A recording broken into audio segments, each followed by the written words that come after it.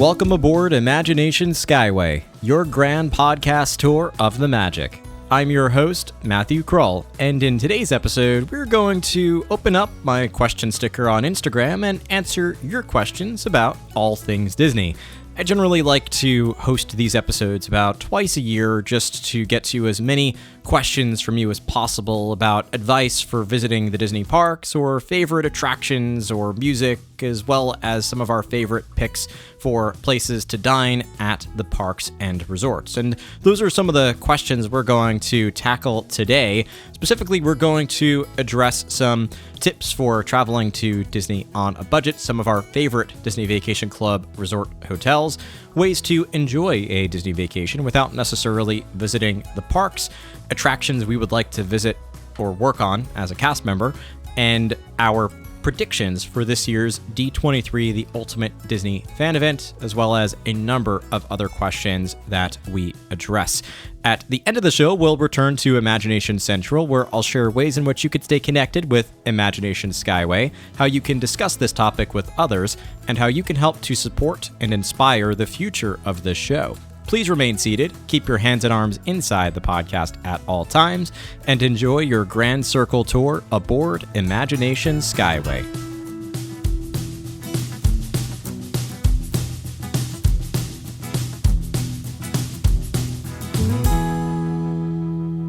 Every 6 months or so, about twice a year, I like to open my inbox, or on Instagram specifically, open the question and answer sticker and take questions that I could turn into a podcast episode, answering whatever questions you might have, ranging from thoughts about parks to films to life in general. There's just so many topics that you all ask about. So I received a lot of questions in the most recent question sticker and thought this would make for a terrific podcast episode because there was a lot that came up that was worth discussing.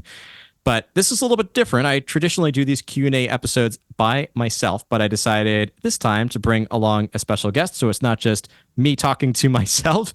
And you've met this guest before if you've listened to the show, who is Kelly Craig from KMV Travel. Kelly, how are you? I'm doing good. I'm excited to be back on the show and in a different kind of element this time. Usually we kind of have a specific topic, so this should be fun. Yeah, this is like lightning round style, answer as many questions as we can get to. As we spoke before we started recording, there were so many questions that came in. We're certainly not going to get to all of them, but I think we can have a great conversation around many of them and perhaps even get to, a large percentage of the questions that were submitted. And they range, most of them focus on the parks, but there are some fun little surprises in here as well. So I'm excited to dive into these with you. But let's go to the first question that came up in the question sticker that for me was also one of the most intriguing questions and is speculative. It's totally just thinking about our own predictions. But Kelly, you might remember that for the last few years since the pre-pandemic, Disney has been talking about this. Even when they announced Avengers Campus, there was going to be a Spider-Man attraction that was going to be, if we were equating this to Pandora, the World of Avatar, or Star Wars Galaxy's Edge, the Spider-Man attraction was meant to be the Navi River journey or the Millennium Falcon Smuggler's Run of the Land, the one that is going to be fun, thrilling, family-friendly, but not the groundbreaking major attraction, which in the case of Pandora is Flight of Passage, and then at Star Wars Galaxy's Edge is Star Wars Rise of the Resistance. So they announced that the E-Ticket attraction was going to be this Avengers attraction of some kinds, and they've released concept art. They've pivoted different directions at Destination D23. Just this past year, they released new concept art for the attraction vehicle, which leads to, since I gave you this long context, and for those listening, a bit of a context as well, a question that came in from Jacob Martin, which is, do you think the Avengers E-Ticket at Disneyland could be a roller coaster instead of a dark ride? I have some thoughts, but I'm curious. I'm throwing this question at you without any prep. So I should preface that we're sort of going through these questions with minimal prep here. What are your thoughts about this question? Do you think that the Avengers E-Ticket could be a roller coaster instead of a dark ride? Or what are your thoughts? Like, what do you think this attraction might be? Oh, this is a good question. And you know what? I would say if my husband was on here, he would say, I want it to be a roller coaster. Everything should be a roller coaster because he loves them. But I'm sorry, Pat, I don't think it's going to be a roller coaster. I think if we look at the footprint of the space that they have in Disney California Adventure, there's just not a ton of space over there. And usually if we're going to do something like, think about like Guardians of the Galaxy, like that's a pretty big show building and really a pretty huge space that they took with that. I'd be surprised if they had that much room. And also if they would kind of build up that much. I don't know. It would be interesting. I would love to see a roller coaster, but I feel like Disney has really found that they move in this direction of how do we take something and kind of, get to that next step or, push the boundaries with it. Whereas like Universal, they kind of come out with the roller coasters. I think they do great. I love Universal roller coasters. But I think that's what we love about Disney is we do have that, Pandora's, the Flight of Passage. We have Rise of the Resistance that are kind of different attractions that are bringing in new technologies. So I'm kind of hoping that it's more of like the dark ride type of a thing and we're just pushing forward, but I'll be happy if it's a roller coaster. So I like this question. That was really good. Yeah, and I am admittedly opening up just to get a reminder of the lay of the land because you're right. If you were to open up a just satellite view of the Disneyland resort on pick your favorite map website or app, there is limited real estate when you look at the area that's available. There is a large piece of land for an attraction to be placed in that spot, which is currently, it looks like it's occupied by sort of a backstage cast member lot and some backstage buildings. And if I were to equate that to another attraction at Disneyland, just sort of eyeballing it, it looks to be a very similar size to Star Wars Rise of the Resistance. So if you were to sort of take that building and then place it back there, it looks like there might be even a little bit of room, but you can't go to the gate, right? You generally need a little bit of land around there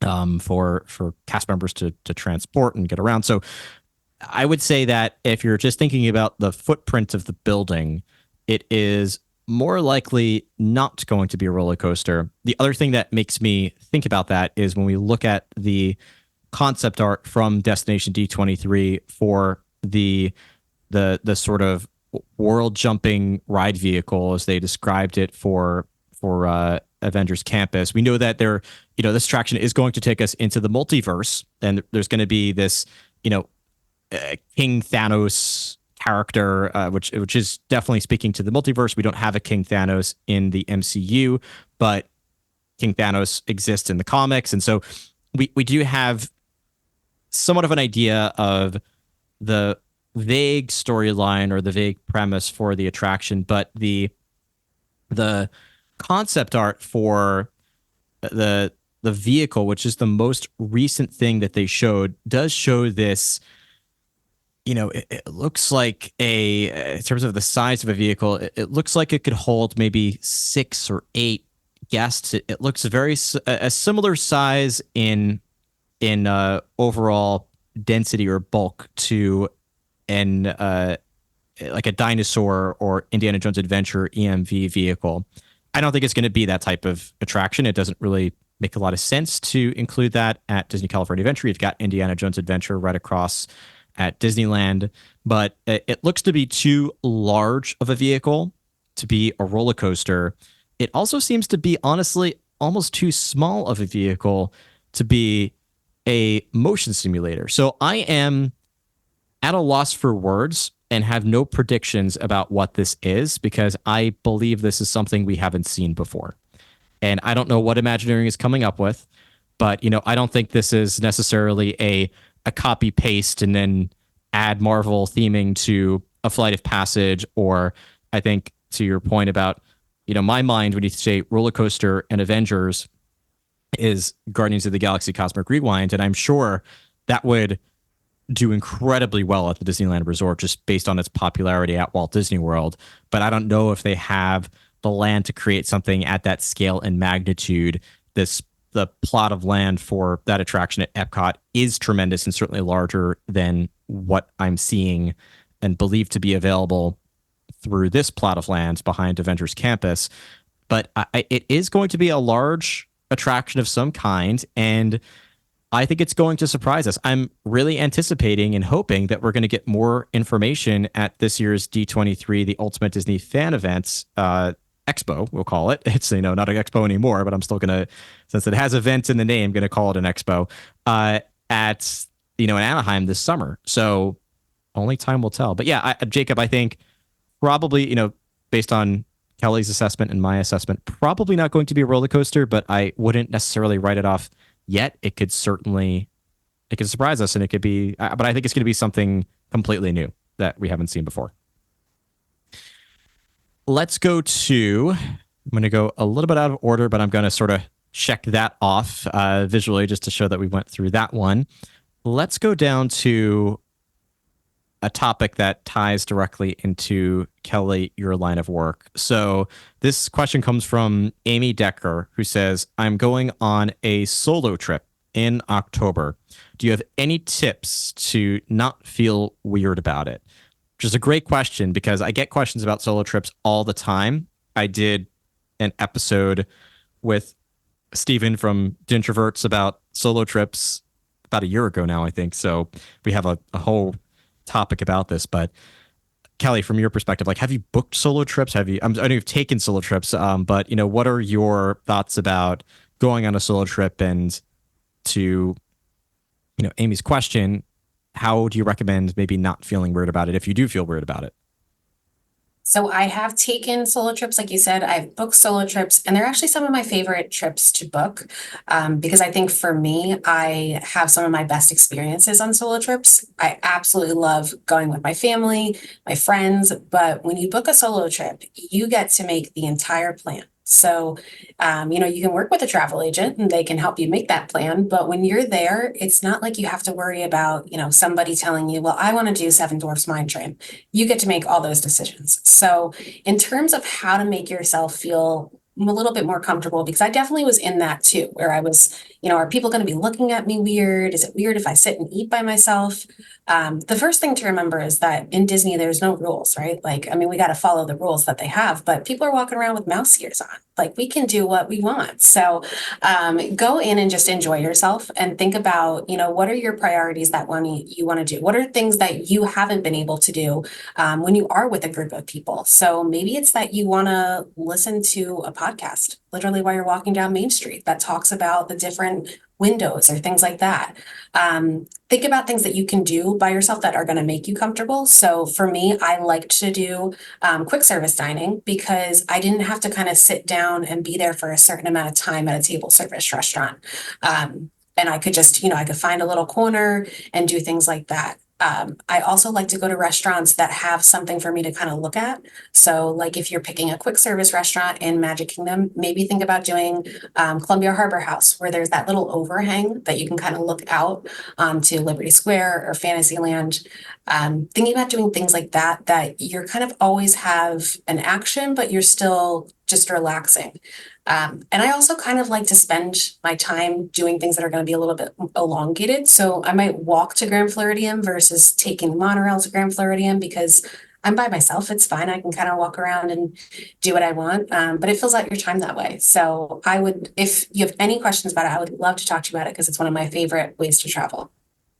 Yeah, I have done solo trips only a few times. They are usually work related. So either podcast related, especially attending a D23 event or heading down for a new attraction or event of some kind. And so I'm usually specifically focused on the job at hand. And so that kind of occupies my time because while I am an introvert, am also a very family oriented person. So going without my family can be very challenging, especially with Maggie in the picture. And now with second baby on the way, I can just, the first time I went on a solo trip after Maggie was born, I literally cried on the plane because I just couldn't bear leaving my daughter, but knew that it was certainly the right thing to do and was setting an example of daddy's following his dreams, he's doing what he loves, and hoping to set that example for her, which helped to quell some of that sadness and make me realize I was doing something not just for myself but for her as well. But when you're on a solo trip, either way, I agree that one of the things I would assess is, Stephen and I talked about this. We're both introverts. Are you more of an introvert or are you more of an extrovert? If you are an introvert, I think, Kelly, a lot of your points are great. You can just go do quick service. You can mobile order anywhere you want. There's minimal interaction. You just pick that favorite spot at the window on the second floor of Columbia Harbor House, or you could even at Casey's Corner grab one of those outdoor tables with that perfect view of Cinderella Castle. You could hear and sort of see in the distance the stage shows that go on. Transportation, you can go you're either any way you want. But if you are an extrovert, that's generally the most challenging part of a solo trip, is you have nobody to really share in that experience with you, to talk about your day with. So there are a couple of strategies that you can use there. First, communal tables at quick service restaurants are a great way to engage with other guests. So pick a communal table, strike up a conversation with the guests around you. If you're in line for an attraction, especially a lengthy standby queue, you can always strike up conversation with those around you and build a new friendship with another Disney fan. And if maybe that's out of your comfort zone, you can always, if you have family and friends who are not coming with you back at home, this is what I did, even since I'm a very family oriented person. So I sort of scheduled a time every day to FaceTime with Maggie and Joanna. So it gave me something to look forward to, that I know that they're not physically with me, but tonight at 7:00, we're gonna, give or take a few minutes, sort of hop on a FaceTime call, chat for a little bit, talk about my day as if they're there with me. So those are a few ways that you can make it feel a little more comfortable, especially if that's the reason for your discomfort. Now, if you're in the camp of, this doesn't feel comfortable for me because, is it weird? Is it going to be perceived weird by other guests that I'm here by myself? First of all, I say, who cares? You're never going to see these people again. But second of all, that really you should really change the focus to, Kelly, your point. What do I want to do while I'm here? There's a reason that I'm here by myself, whatever that might be. And I'll make the most, the point is just to make the most of it. This is the only time that you truly get to do anything you want to do without having to worry about other members of your party, making sure they're happy, that coming to an agreement of what your plan's going to be. You literally, if you're I'm being extreme here, but you've been waiting in line 30 minutes for Space Mountain, and you just don't want to finish that queue. You want to turn around, you just turn around and walk out. You literally don't have to have a discussion with anybody about what you want to do. So long as you're following the rules in the park, you could do whatever you want. So those are a few different ways to think about a solo trip to make it a little more comfortable. But to Kelly's point, you could always reach out to her. You could also find our episode from, I believe it was a year ago now, all about solo trips to Disney, and get some more tips about those solo trips. Yeah, I wanted to throw in one other thing that I was thinking about as you were talking.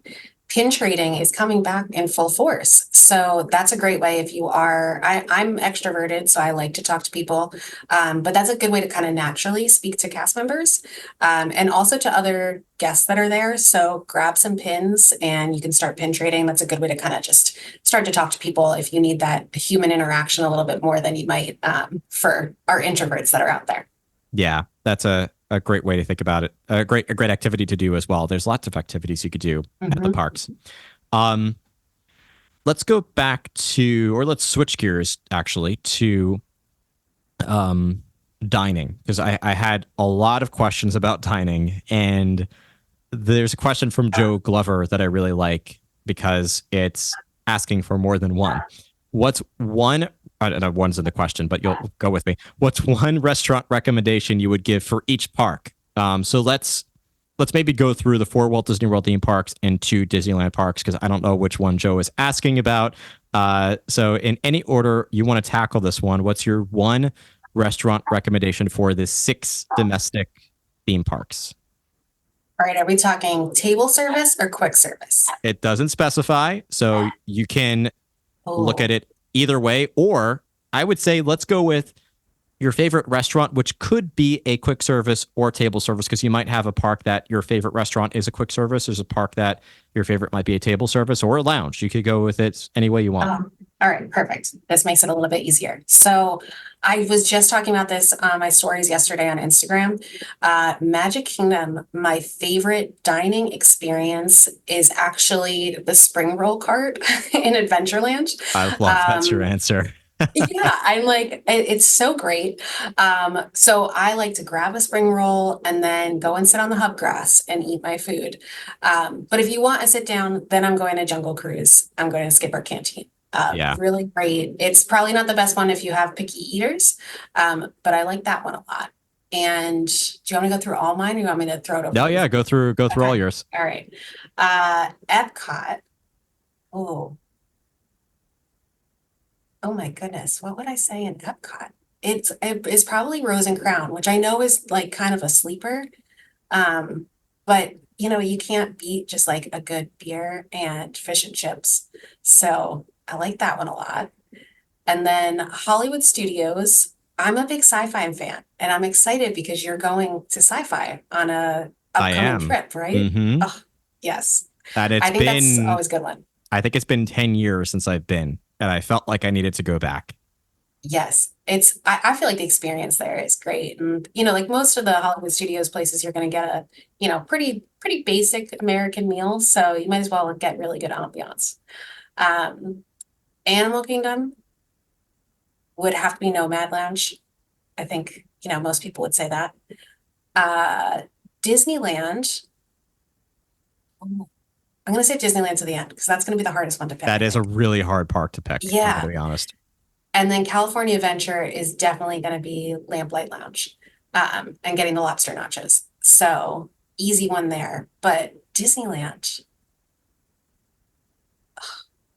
can I just say all of them? It's like there's just such good food in Disneyland. I don't know why. It's definitely quick service for me, but maybe Tiana's. Was really great when I went there last time. You took my answer. That was going to be my answer for Disneyland. So now I have to come back and think about a new one. But I love these are fantastic, and there are a lot of parallels. So I'm gonna go take some of your answers, but I'm gonna try to pick different ones for each of the parks. So Magic Kingdom, I have a trick answer to this one, or sort of a cheat answer to this one, but then I'll give a real answer. My answer for Magic Kingdom is actually a Magic Kingdom resort is my favorite place to eat. So either walking on over to Steakhouse 71 at Contemporary or Grand Floridian Cafe at Grand Floridian. That's actually my favorite place to eat on a Magic Kingdom day. But if I have to be eating in the park, it's probably going to be Skipper Canteen's a great answer. I'll say Columbia Harbor House. I feel like that's the place we gravitate to for a meal. Probably my favorite quick service in that park. If we are at Epcot, I still have to say my favorite place to eat at Epcot, if it's not a festival booth, is Sunshine Seasons at the Land Pavilion. It still, to me, holds up. Connections Eatery, I've found a dish that comes pretty close to and maybe even exceeds some of my favorite entrees at Sunshine Seasons. But for me, it's one of the best places you can eat at the park. So it's still one of my favorites. Over at Hollywood Studios, I'm going to give it. Maybe it doesn't have the objectively best quality food, but I really enjoy dining at Backlot Express. It's sort of like Disney's Hollywood Studios is it gets me like in a kid state of mind or something. I don't know if it's from like, it's a very like, it gets me in a 90s mindset. So I'm just thinking like chicken nuggets and French fries. It's like sort of what I go for at that park. So Backlot Express, it's generally not that crowded. Many people don't think of it. If not that, then Docking Bay 7 has some great options. Animal Kingdom, Nomad Lounge is always one of my top picks, but I'm just going to say Satu'li Canteen. I think is probably the best place to eat at that park. It's best value you can get. Some of the food is it's like very fresh food, and for me, it's easily one of the best value meals you could get at Walt Disney World in terms of quality for the price that you're getting. Is just excellent. Totally. Over at California Adventure, everyone says Lamplight Lounge. I haven't been there yet, unfortunately, so it's still really high on my list to get to. Oh my goodness. but I really enjoyed Carthay Circle, so I'll probably say that answer. It's a little bit more high end, but I haven't given a high end answer yet. If not, then and you follow that up with a dessert party for World of Color. That's probably my favorite dining experience at that park now. Yes. And at Disneyland, well, you said my answer over at Tiana's. So uh, this one is going to be the most challenging. Honestly, just getting a churro at Disneyland is an exceptional experience, especially if you're used to the Walt Disney World churros. No offense to the Yeah. Walt Disney World churros, but go to Disneyland and have a churro and then come back to Walt Disney World and have a churro, and you will very much miss the Disneyland churros. So find a good Yes. churro cart. You gave a card answer. I'll give a card answer at Disneyland. Just get yourself a good churro at that park and walk around and enjoy the atmosphere. Um, Oh, totally agree. I'm a little upset you haven't been to Lamplight Lounge, but we'll have to make that, that's a priority next Disneyland trip. next time I'm at Disneyland, we're usually there for such a quick amount of time. We don't always enjoy the ambience, or sorry, the restaurants, because we're there for like 1 or 1.5 days. So it's just like go go go, Yeah. all the attractions. There's so many attractions. So we sort of just grab food and go whenever we're at Disneyland. But I am hoping within the next couple of years we'll be able to take a true Disneyland vacation. We'll fly there. We'll spend like 3-4 days. We'll take it at a leisurely pace, just like we do at Walt Disney World, and make the most of it. Hopefully, stay at a villa at the Disneyland Hotel, because that's still on my list of places to stay and just have a good time. Sounds great. Speaking of villas, there are two Disney Vacation Club questions, which, whether you're a Disney Vacation Club member or not, you can still book book to stay at any room that's available at these resorts without being a Disney Vacation Club member. Just they have cash rates, and they often offer discounts if you're, depending on what the offers currently are. So one that's specific, and then one that's more general. So the specific one comes from Amanda Lungarini, who asks, what is the best part of the villas at Disney's Grand Floridian? And I know she was asking that specifically to me because that is my home resort, but I know, Kelly, you've stayed there as well. So what do you love most about those villas? We have the, two buildings now. We have the oh my goodness, I can't remember the name of the building. Big Pine Key is Mhm. the resort studios, exclusively resort studios. That's where we stayed on our last trip. And then you have the old Disney Vacation Club building, which is not that old. It's only like 10 years old, but that's the older of the two from when you look at the renovated rooms. That one includes the deluxe studios, 1 bedroom and 2 bedroom and 3 bedroom villas. So what do you love most about the villas at Disney's Grand Floridian? I'm trying to think if there's anything that stands out apart from, staying at Bay Lake or at Polynesian for Grand Floridian, other than just the fact of it being the Grand Floridian. And I think that it does have an elevated experience, even though they're all deluxe resorts. And I think is great when you stay at the villas is you get all these benefits of the deluxe resorts, plus you have the benefits of being at a villa. So I think just the elevated experience that you do get at Grand Floridian is exceptional when you're in the villas because you're already in this, incredible setup. And when you bring your family that's a little bit larger, we're a family of 5 when we travel with our whole family. Having that extra space is so great. And we're not used to being able to be that close to the parks either. So when you do, because normally we would be like Old Key West or Saratoga, which are exceptional places to stay. But, it's a little bit of a bigger trek to get to the parks. So having that space, being that close to the parks, and then just being at the Grand Floridian with that, elevated sense, I think is the best parts of it. Yeah, it definitely has this feeling being the flagship resort at Disney, and it maintains that classic spirit. Even I know fans get really worried when they see construction in the lobby or on the outside of the building, but most of the time it's just sort of like touching things up.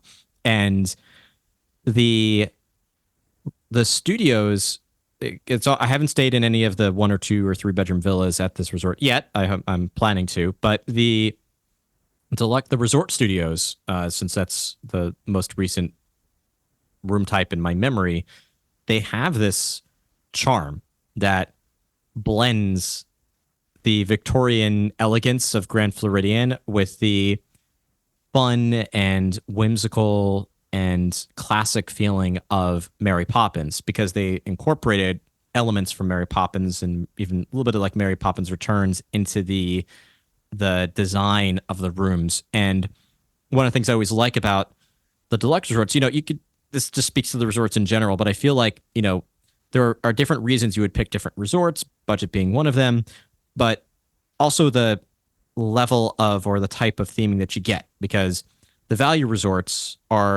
they scream like fun, right? They're just bold characters, like really large statues of characters and lots of like art in the rooms, and they're colorful and they're bright. And so I have a lot of like fond memories, even as a kid, of like going and just seeing those, like, walking through Pop Century. You've got the giant bowling pins and the giant Rubik's Cube, and you walk up the stairs in the Rubik's Cube. Then the moderate resorts are a little bit more tame in their theme, and they more focus on the settings. You've got Caribbean Beach, which takes on this Caribbean vibe, but there are still character elements that are there. And then the deluxe resorts are the most muted in the character focus, and they really focus as much as possible on those Imagineering details of like, how do we recreate a turn of the century boardwalk, or how do we make you feel like you are in the South Pacific? Or, that it's really focused more on that setting that turns up the theming on the setting and turns down the theming on characters. But Disney has started to blend that a little bit with the Moana inspired rooms at Polynesian, and the Incredibles inspired rooms at Contemporary, and the Mary Poppins themed rooms at Grand Floridian. And I loved sort of finding those little Easter eggs in the rooms, the butler penguins and the chandelier and the artwork that when you pass by it, you might not notice it's Mary Poppins, but then you look closely and you see like, oh, there's Mary Poppins elements in this artwork. But then at the resort studio building, Big Pine Key, there are different, even though they're all resort studios, they are the old standard deluxe resort rooms. So depending on what floor you're on and where you're positioned, your room might look a little different from somebody else's. And that's why, like, we got very lucky. We just got assigned fifth floor, top floor, middle room. So we had these gorgeous bay window that overlooked the pool with a little bench seating area over there and a table. These tremendous vaulted ceilings. So there's some charm to the villas at Grand Floridian that you might not necessarily find at the other villas, which might be a little more homogenous in their design. Like every studio looks exactly the same. Every one bedroom villa looks exactly the same, etc. So that's one of the things I appreciate about the villas at Grand Floridian. Which brings me to a question. So many ways we could go with this, but from Susie, I didn't get a last name on this one, but Susie asks, do you have a favorite Disney Vacation Club resort? And if so, which one? My answer, by the way, is not Grand Floridian, although I did buy there and it is obviously on the top of my list and there's reasons why I purchased there. It's actually not my favorite Disney Vacation Club resort. So Kelly, I'll throw it to you first. Which one is your favorite? I'm gonna cheat and I'm gonna say two because Go for it. I have a nostalgic one. So we are members at Old Key West, and we've been members since '96. So that one is definitely one that I enjoy a lot because there is the biggest rooms that you can get on property there. Just because that was the original DVC. So it was, they had all this space, they created this, and then they kind of learned that they needed to, they could pare down a little bit. So I love that for that aspect. I also think that it's truly like a retreat. So you go there and it does feel a lot like you are kind of separated from the hustle and bustle of what you get at some of the other resorts. But you also, because of that, aren't as close to some of the parks. So that's where I go to my other favorite, which is Bay Lake Tower at the Contemporary. I love the proximity to the park there. I also love the architecture of that specific resort. I think it's so well placed in terms of that you're kind of far away from the contemporary, but you're close enough to get to things. So you kind of do feel that distinction of this is a DVC resort, excuse me, versus the deluxe resort, but still getting all those amenities. And I also love that you have top of the world and that it's an homage to the original top of the world that was over at the contemporary. So that's the lounge fireworks viewing that's at the top of Bay Lake Tower. If you're a DVC member, it's a must do for sure.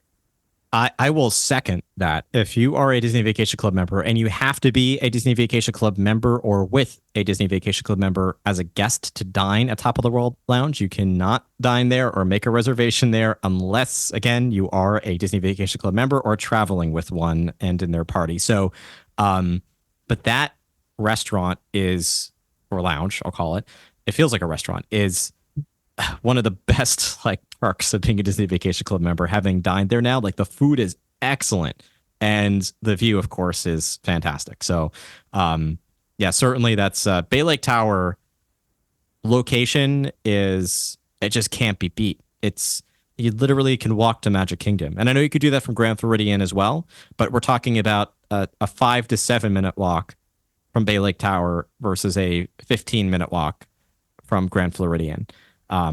Especially with little ones, it's just so easy to just like hop on back there, take a nap. You know, have the, you could take a nap or have your children take a nap. Yeah, so I love your answer at Bay Lake Tower. So I say Grand Floridian is not my top pick. Mine is actually Boardwalk. And so you might be questioning, like, well, then Matt, why didn't you like buy resale at Boardwalk or buy direct at Boardwalk? And the short answer is Boardwalk only has 18 years left. So when I really looked at the value of membership at Boardwalk, being someone with literally, you know, when we bought Disney Vacation Club, Maggie was a year old. So like 18 years from now, I'm hoping we're still going to be going on family vacations. We have a second one on the way now. Like she won't even be out of high school yet. So it didn't make sense to me to have that be our home resort, especially when you're sort of like, I did the mathematical financial calculations and everything. That Grand Floridian was the best choice, and still, especially having two daughters, the proximity to Magic Kingdom can't be beat. But you know, if all of them had the same end year, if they all had the same price, like Boardwalk would be my pick. That's the place I would choose for its proximity to Epcot and Disney's Hollywood Studios, walking distance to both, as well as the theme, the rooms. Just I love everything about Boardwalk. So that's actually my favorite Disney Vacation Club resort. All right. So many different ways to go. We're talking so much about hotels. I kind of want to stay with this because there were a lot about advice for trips and places to stay. But let's, before we dive too deeply into this, take a little bit of a detour to a couple of other questions, and then maybe we'll head back to this topic. Let's talk about, oh my goodness, where did this one go? Okay, two great questions I want to talk about. First, this one comes from Heather Haunch, who asks, I love this question. Do you see many adults at character breakfasts? I want to go, but I'm a bit nervous. I feel like this one is very easy. Kelly, any thoughts on this one? Oh my goodness, go do it.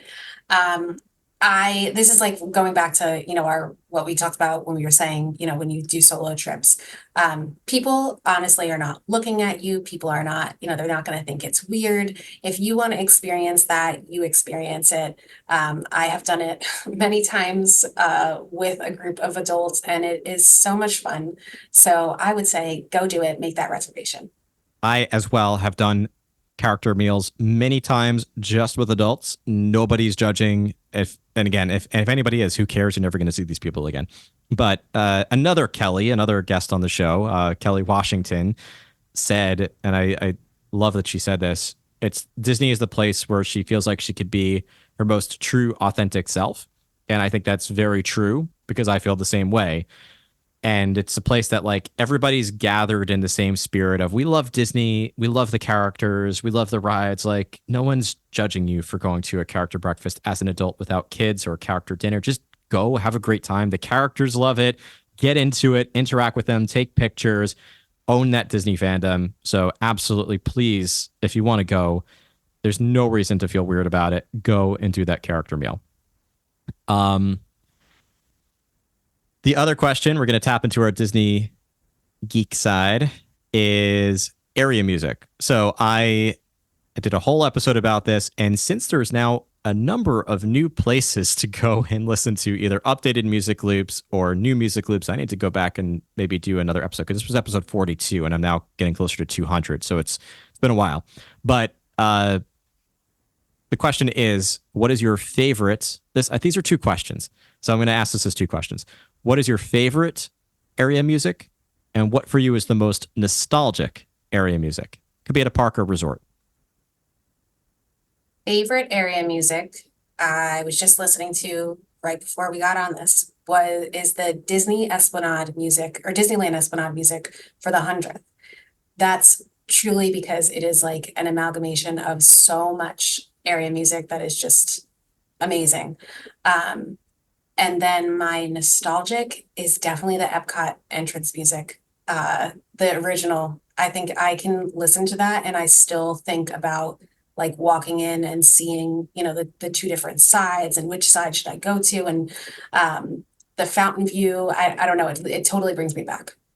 Yeah, I mean, that entrance music has gone through a number of changes, and certainly that old music, the very synth music, is very classic. So, yes, those are great answers. For me, the most nostalgic is actually, this is really hard because I have a lot of nostalgic answers, but the one it's most clearly popping in my head right now is the interior music loop for the land that started in 2005 when they added Soarin'.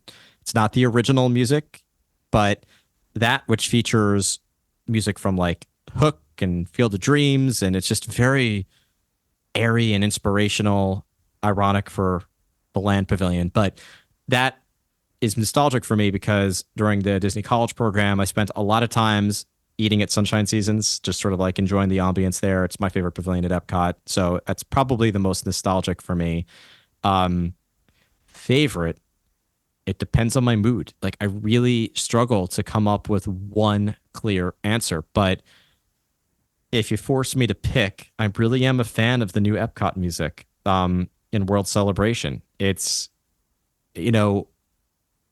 just today, I was messaging briefly with David Arkenstone, who wrote Papillon, which was part of one of the most nostalgic for Epcot nostalgists, like one of the most iconic songs from the Interventions area music, or sorry, the Interventions music around Interventions on the outside.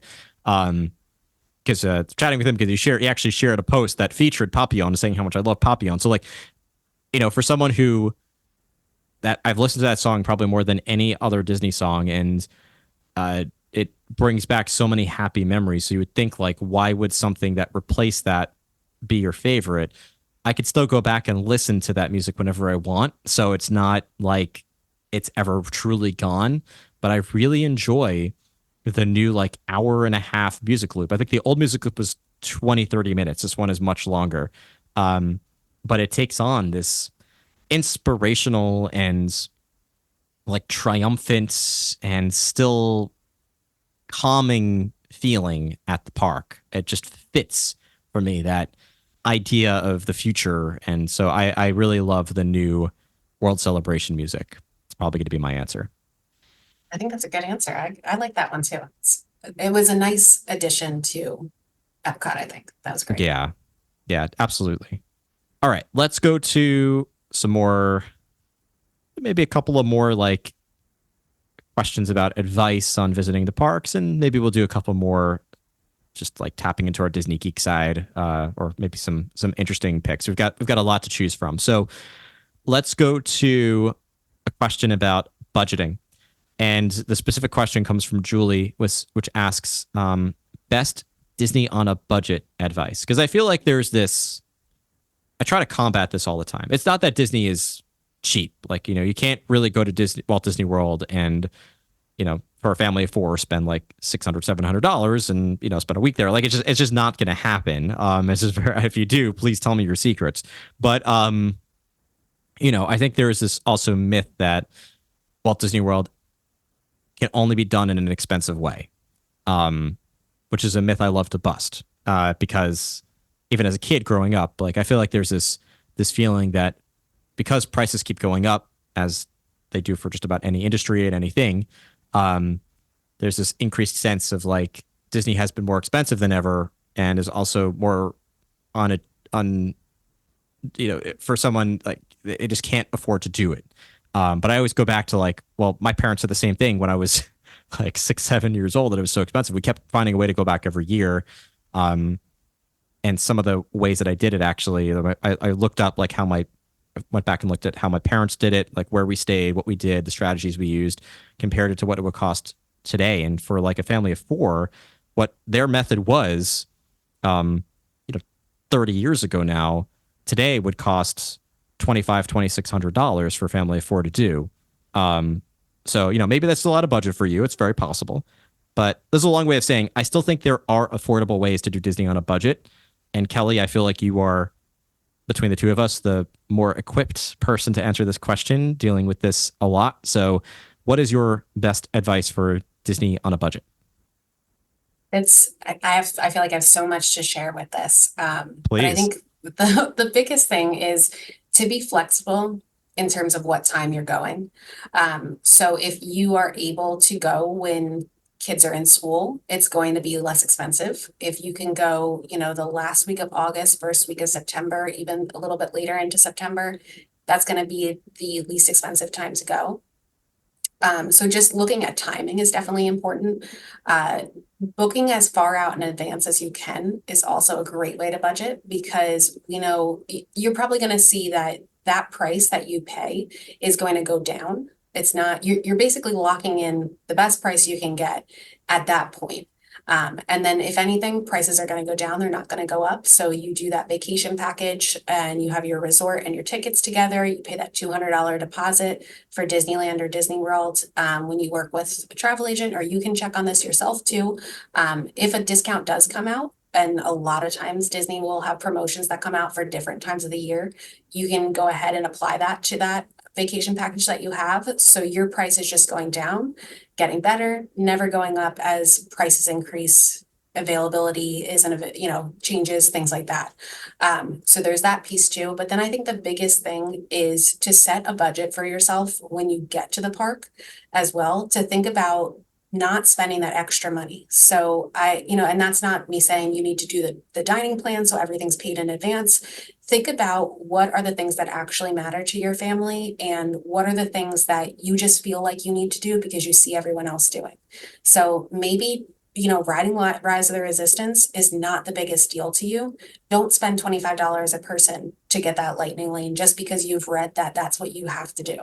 Think about what truly matters to you. And even, if you want to get Disney gift cards in advance to kind of set that amount, you say, okay, this is the amount we have to spend on these gift cards. And after that, we're not spending anymore.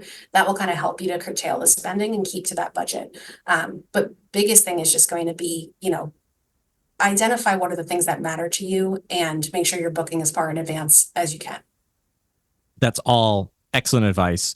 And the a big key, there's two big themes that I totally agree with. One is setting the budget and knowing how much you're going to be spending at the parks and curbing secondary expenses as much as possible. Those are the ones that add up and surprise people, especially if you keep charging it to your Magic Band because you're not realizing how it adds up. And all of a sudden, you look at your final bill from the room and you see, all right, how much the room is going to cost. And, like you add $2,000 to it from all the other secondary purchases between dining and merchandise. It can add up if you let it. And that's sort of the magic of Magic Bands is not just, it's that seamless, I'm not even thinking about it. I'm just entering in my code and charging it to the room. Like it's very easy to lose track of things. So I like to flip it and think about it less as a credit and more as a debit situation. So having a preloaded Disney gift card with your budget for the trip or for, know how much you're going to spend at the parks at each day, especially on those secondary things. Like merchandise is the easiest place you can curb your spending to say like, all right, today I've got $100 budget for my trip for merchandise, for myself. So use this $100 gift card. If I run out, I'm not buying it. Like it's just, that's it. This is my budget. It requires some some like financial discipline and self-control, I know, to do that. But also opting for quick service over table service, because you're not only going to spend a little bit less on the meal, but also there's not like gratuity involved. That adds up. I'm especially today you're looking at a minimum 18% gratuity. That adds up really fast. And so quick service, you don't have that. You can certainly still do table service, but that those meals are generally more expensive than quick service. And then I still am a fan of like bringing my own snacks to Walt Disney World. They do not shy away from that. They don't say you can't bring this into the park. Bring snacks with you rather than buying the snacks at the park, unless there's treat yourself to that Dole Whip that you want. Like treat yourself for the things that you really can't get anywhere else. That's like your must dos, but don't feel like you have to constantly keep going and buying snacks at the snack carts. Like I always have granola bars in my backpack, or I bring my own water. That's generally the only thing I drink during the day, especially in the Florida summer. So there's like lots of ways that you can creatively curb those secondary expenses, which are the ones that I feel add up the quickest and are the ones you don't really know until the end of the trip how much you've spent. So switching to that debit method instead of that credit method. So preloaded gift cards are great. You could see how much is left, how much you had planned to spend, and then bringing snacks with you. But the other thing, Kelly, that you mentioned that is really, I think, tapping into a very important theme that I talk about a lot, which is a mindset shift. Because there is this feeling, especially with social media, and I know you see folks like myself, folks like Kelly talking about all the wonderful things we're doing at Disney. It don't feel like you have to do everything, and that if you don't do everything, for some reason, it's no longer worth the trip. I like to think about Disney World as my place to go to vacation, and I just let the day go by and do what I want to do. And that's not because I've done it all, because I haven't. It's because for me, it's more about the enjoyment and the happiness of being present. And for me, that's the place I go to vacation, and looking at it as the place I go to the vacation, not the list of things I have to accomplish to feel like it's been a worthy vacation. Because only at Disney do we do that, right? We don't go to a beach resort and go to the beach and say like, oh my goodness, I have to go do the jet skis. I have to go snorkeling. I have to do this. I have to go to the spa. I have to like those things just add up quickly too. So don't feel like you have to do Genie Plus. I've done plenty of park days without Genie Plus, and it's that shift. It's like it's not going like I have to do all 50 attractions at Animal Kingdom to feel like I've succeeded in my day. It's like, what are the things I want to do today? Maybe pick one or two things that have a long wait, prioritize rope drop for those. Everything else, just play it by ear, or see, look at those show times in advance, look to see what the wait times look like. If it's not worth it for you, do something else. And just look at it as a place to vacation and enjoy yourself like you would normally look at the beach or the mountains or a typical retreat type of vacation, and less of, well, social media and blogs tell me I have to do all these things for it to be a successful Disney vacation. You don't. You really don't. I can promise you that. Plenty of vacations I have not done a lot. I've just gone and enjoyed myself and had a really happy and memorable vacation. So, two key themes I would add to Kelly's list. All right, let's go to couple more questions, and then maybe we'll call it a day, because I know that I've gotten so many questions, but also listening to these episodes, they can get very long. So I'm trying to be on the side of the listeners here. This is a fun one. If you could have been, this is specific to me, but Kelly, I'll ask it for you a different way. So the question was for me, if you could have been a cast member on any other ride, which one would you pick? But of course, for you, if you could be a cast member on any ride, period, which one would you pick? So what would be your choice for like a ride specifically it's asking for that you would want to work on as a cast member? I would say Tower of Terror or Haunted Mansion. I just would want to be somewhere where I could be totally in the character, um, and get to do that. But I remember being when I was young, a Haunted Mansion originally, you couldn't be blonde and be a cast member there. You had to have dark hair. So I was very upset that, as a 7-year-old, I had no chance of working at the Haunted Mansion. Now this has all changed. So maybe I my was going to dream say, will I don't come think that's the true. case right now. Yeah, not the case anymore. But when Disney Look was a little bit stricter, my blonde hair would not have worked. But now my dream might come true that I can work there one day.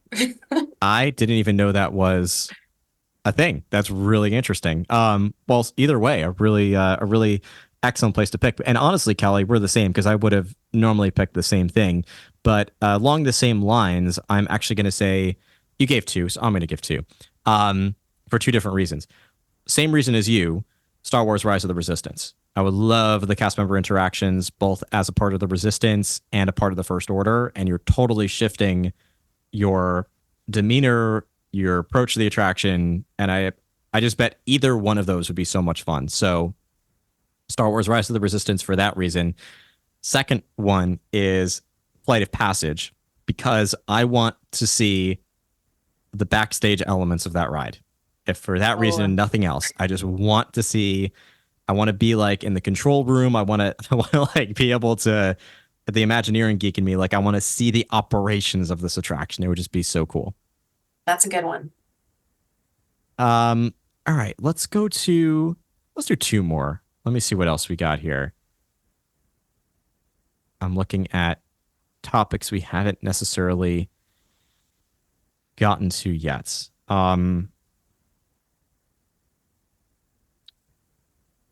This is a good question from Jamie, and it ties into our budget discussion because I forgot to mention you don't have to go to the parks every day, and that was part of that was one of the ways that my parents actually saved money on Disney vacations was we didn't go to the parks every day. Um, in fact, when I was really young, my first trip there were only two parks, but most of my early trips there were three parks, and we didn't go to all three parks every trip. We went to usually two. We would do Magic Kingdom and Epcot, or we'd do Magic Kingdom and Hollywood Studios. Usually Magic Kingdom was involved. There's rare an occasion we did all three, and then when Animal Kingdom opened, very rare we did all four. I don't think I started doing all four parks until I was well into high school. Um, so that's a really easy way to just, even the entry fee. Like you don't have to go to the parks every single day, which ties into Jamie's question. What are some of your favorite non-Disney park things to do on Disney property? There is a lot to do. And I'm thinking about it in two different ways. So elements that are going to be not, they're going to be included kind of, you don't have to pay an extra fee for them. And then ones that are extra fee. So ones that are included in your, what you're paying, would be resort hopping. I love doing that. It is one of the cheapest things that you can do at Disney. And I think a lot of people get concerned that, well, if I'm staying at All Star Music, can I go to the Grand Floridian? Will they let me in? They'll let you in. It's an open area.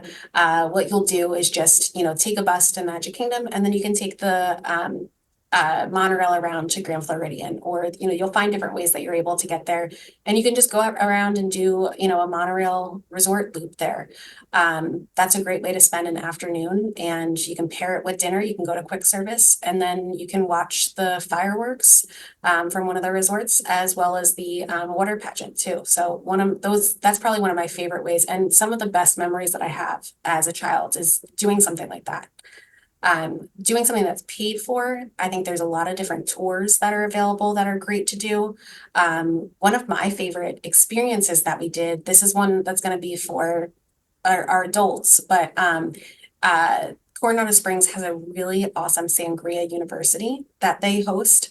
It's on select days, so you just have to look for that. But there's a bunch of these different experiences like that are paid for, but they're just outside of the parks. They're super relaxing, and they're kind of like hidden gems. Like you feel like when you find them, like you fell upon this, really great experience. Lots over at Fort Wilderness to look into. So I would say build in a rest day. And if you're like me who doesn't really rest, find something like that to do that kind of forces you to, hone in a little bit, but still have a little bit of fun. Yes. I'll add one thing that I know you already know. I just want to make sure that listeners know this. It's important to say. You can visit the resort, you can't visit the pool. So that's because I feel like, Yes, good like point. as an all star, if I'm an all star sports, can I go hang out at Stormalong Bay at, Yacht and Beach Club? You can't unless you're a resort guest at that hotel. So, but otherwise, you're right. Like you get access to everything, all the activities, all the restaurants. Go spend time. I love resort hopping as well.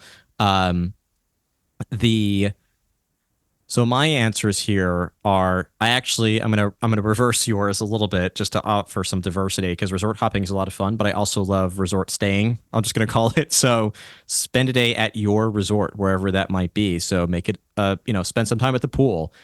If they have some resorts have like a walking or a jogging trail, like go and do that if fitness is your thing, or if you want to, spend some time dining at the restaurants that are there, or spend some time, depending on your room, especially if you are at a Disney Vacation Club resort, spend some time like enjoying your villa or your deluxe studio. Like you can watch a movie with your family in the room. You can do all these fun things to make it feel more like a relaxing vacation, and a lot can be done at your resort. If you want a little bit more interactivity and engagement and fun, to your point, Kelly, there's a lot of activities at the resorts, and they'll all have some type of board, usually on a, placed up on a tripod somewhere, or like some, it's not against the wall. It's usually in the middle of the lobby somewhere, on some sort of like easel, or I don't know what you would call it, but they generally have like a little board that's there that lists all the resort activities for the day. And there's usually a number of them. Some of them cost a little bit extra, but we're talking like $10, $15. And it's often because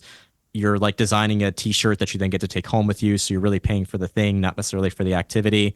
Uh, and then a vast majority of things that are just free to enjoy. So, movie nights under the stars are like one of my most underrated favorite things to do at Disney. Like just go outside and hang out with a bunch of Disney fans watching Monsters Inc. on the lawn of Boardwalk. Like that's just so much fun. Why would you not want to do that? You could just like grab a snack and just enjoy the movie, just watching a Disney movie on Disney property. Again, we feel like we could watch Monsters Inc. at home. Why would I do that at Disney? But that's missing the point. It's not that you could do it at home. A lot of these things you could sit and relax at home. But it's more about just having a vacation and an enjoyable time, stress free, worry free, not having to think about the dishes adding up in the kitchen and like getting the kids ready for school the next day or getting yourself ready for work the next day. It's just, I'm going to go, someone else is going to set up this movie for me. I'm going to sit back and watch, and I can, when I'm done, just leave. So it's, uh, it's more about making the time to enjoy yourself on your Disney trip, not necessarily check off those must do. So resort stay is, or resort, stay day is one of my favorite things to do. And then another thing is just going to Disney Springs, which doesn't have an admission fee to get in. Of course, the shopping and the dining does, but there's a lot of Imagineering details in Disney Springs now. It's a fun place to go. You can go to the Lego store and have, build your own Lego sets and participate in races. And there's just a lot of fun things you could do at Disney Springs that don't cost any extra. So yeah, those would be my two answers. But you have so much. There's so much you could do. Mini golf. It's just like the list goes on and on for things you could do at a non-Disney resort day. Oh, sorry, non-Disney park day. All right, let's go to one more question, and then we will wrap up this episode. And I apologize to the other half of you that I didn't get to your questions, but I'll save them for another time. This one is time specific. I don't always like to do that, but this is still a fun topic to discuss nonetheless. As we mentioned at the beginning, our first question, I talked about the fact that we have D23, the Ultimate Disney Fan Event, coming up this summer. And this leads to a question from Emma Coven. Do you have any predictions for what we might learn at D23 this year? Any particular announcements, either that you're expecting or that you would hope to hear this year? I am expecting that this is going to be a big year, just because I think we've had a little lull in our, big announcements that have come out. But we did have a ton of announcements that came out in like 2019. So I think this is the year where we're going to start to see some bigger announcements coming out. And they have to contend with Epic Universe opening down the street. So I think there's going to be a lot that comes out. I would expect that we hear some news about what's going on with Cruise Line. I know we got a ton of new cruise line, different, a brand new class that's come out with Treasure, Wish, and Destiny, the new Private Island, but I don't think Cruise Line is going to be slowing down. I think we'll hear about something that's going to happen with Animal Kingdom, new changes that are going to go on there. And then I would expect we get a lot about the international parks, because we see that the international parks are continuing to grow and bring a ton of people in. There's also, the way that business is done with those is different. So there's a lot of opportunity, I think, there for growth. So I would expect we see a lot in those kind of three areas. Interesting. I'm those I think those are great predictions as well.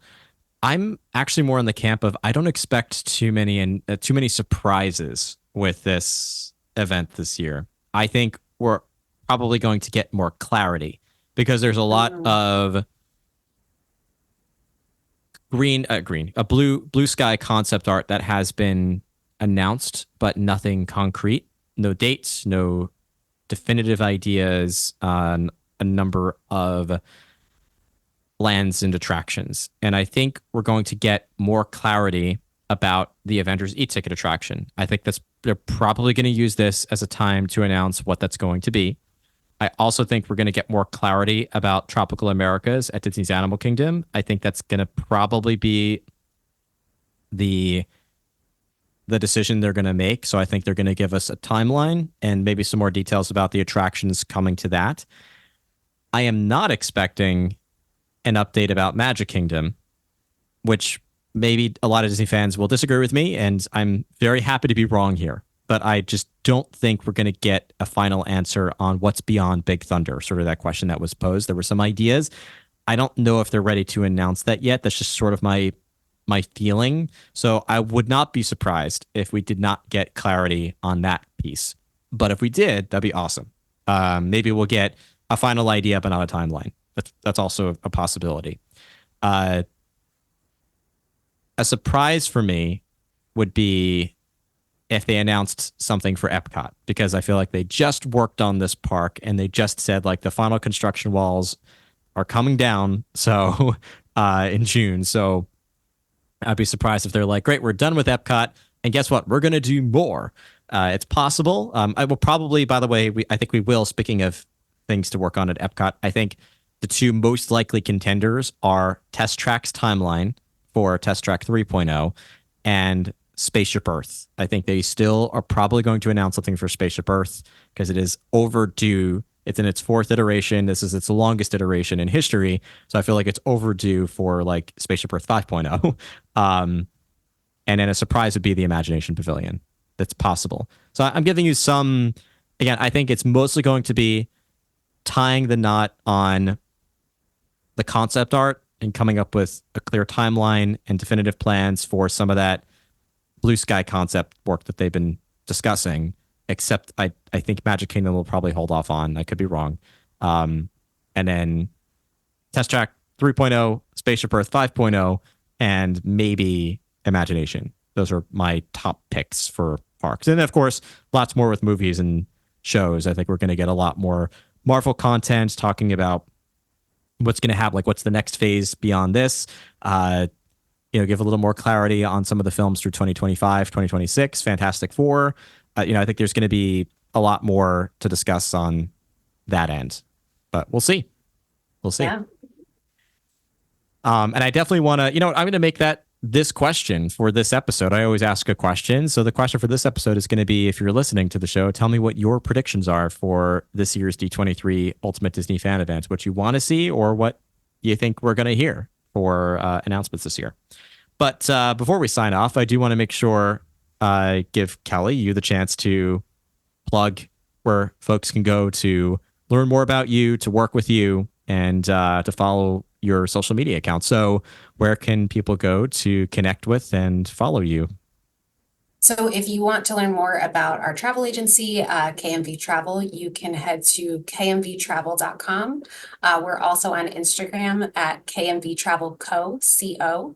And then if you want to connect with me specifically, I'm at Kelly's Magical Vacations on Instagram. But you can always email us through the website as well, and I'll be the one to respond to you. So would love to connect with everyone. I will make sure to plug all that so people know exactly where to go. But Kelly, it's been a lot of fun sort of digging into some of these questions and getting your thoughts. This is a lot better than me going through this myself. So I appreciate the time and thank you for coming on to the show. Yeah, thank you for having me. It was great. Absolutely. All right. I said there was one more question. I'm going to give you one more as a quick answer, or quick question, just for the listeners to get one bonus one here. This comes from Dave Hunsaker. What is your favorite classic animatronic? Oh, Nine Eye from Timekeeper. Oh, can I say Timekeeper then? I think this just means we're in sync here, right? Timekeeper. I long for that attraction. As much as Monsters Inc. Laugh Floor is great, I miss the banter between Yes. Timekeeper and Nine Eye, who were, for those who don't know, Robin Williams and Rhea Perlman. Just such like an iconic comedic duo that delivered a really fun attraction that originated in Disneyland Paris. So I love, all right, Timekeeper and Nine Eye. Those are good answers right there.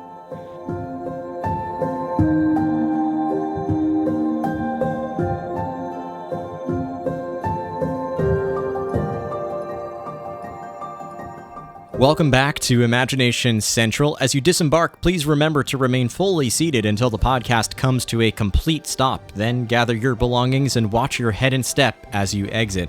Also, be sure to check out Kelly and KMV Travel. And I want to once again give a very special thanks to Kelly for joining me on today's episode. I will leave links for you in the description of this podcast episode. After you exit the episode, I encourage you to engage with the show by following Imagination Skyway on your favorite social media app. And if you had enjoyed this episode, please be sure to share it with anyone who might enjoy our discussion today, and leave us a rating or review in your favorite podcast app. If you're listening on Spotify or already following us on social media, be sure to answer our question associated with this episode, which I asked at the tail end of our discussion, which is for you to tell me your predictions for this year's D23, the Ultimate Disney Fan Event in Anaheim, California. In addition, be sure to explore Imagination Skyway on the Patreon app or at patreon.com, where you can enjoy bonus podcast episodes, on-demand scenic audio recorded at the parks, and even more content to enjoy, as well as a private community of listeners where we host weekly watch parties, small group video calls, and lots more fun. Plus, be sure to subscribe to our additional podcast, which is Imagination Skyway News, which is short-form episode content, generally about 5 to 10 minutes in length per episode, where we discuss the latest Disney news in as concise a manner as possible, just sharing some of the facts for things that might interest you as a Disney fan. Last but certainly not least, remember that achieving your dreams all begins with some self-belief, a plan of action, and perhaps a bit of inspiration. It's all possible if you're willing to put in the time, the energy, and the work to make your dreams come to life. Thank you so much for riding aboard Imagination Skyway, and remember, if we can dream it, we can do it.